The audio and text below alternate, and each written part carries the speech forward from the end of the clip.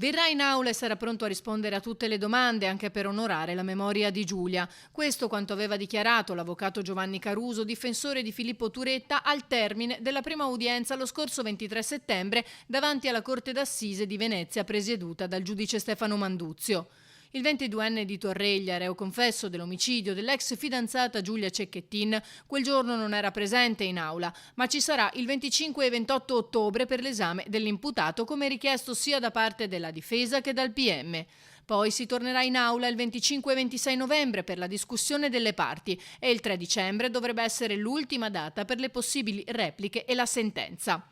I giudici della Corte hanno accolto l'accordo delle parti, ossia l'acquisizione del fascicolo del PM e la richiesta di esame dall'imputato, dando così il consenso al processo lampo. Il PM Petroni ha deciso di fare a meno della lista dei testimoni, mentre l'avvocato di Turetta ha rinunciato all'esame della consulente medico-legale. Il 22enne rischia l'ergastolo. In aula ci sarà Gino Cecchettin, il papà di Giulia, presente anche alla prima udienza, al termine della quale ancora non aveva deciso se avrebbe presenziato o meno all'interrogatorio.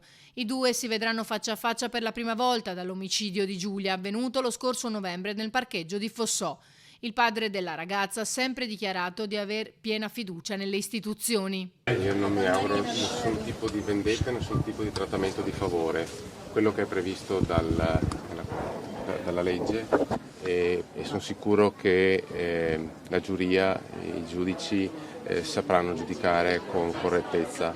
Quello che è successo lo sappiamo tutti, rinnova il mio dolore perché sentire costantemente quanto è successo è rinnovare il mio dolore, ma ho piena fiducia nelle istituzioni. I legali della famiglia Cecchettin hanno chiesto un risarcimento di 2 milioni di euro. L'udienza di venerdì 25 inizierà alle 9:30. Dalle 10 ci sarà una diretta straordinaria su Antenna 3 con ospiti in studio e collegamenti dal Tribunale di Venezia con i nostri inviati sul posto.